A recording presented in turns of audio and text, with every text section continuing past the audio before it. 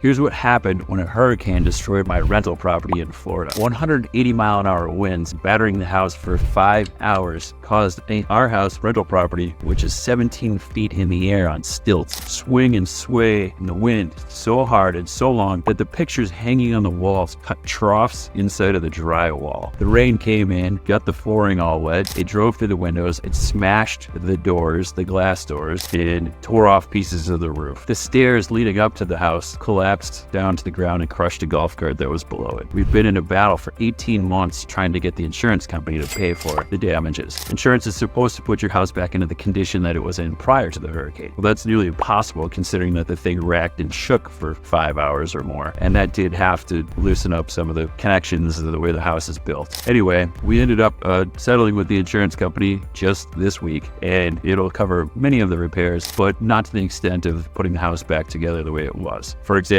the rain came in, made a mark on the floor because it was stayed wet too long. In order to change the flooring out, you got to rip out the kitchen and all the trim because the floors run underneath the kitchen. Now you have the expense of replacing all the kitchen. We decided we're going to live with the water spot, take the difference in the money, end up paying income taxes on that money.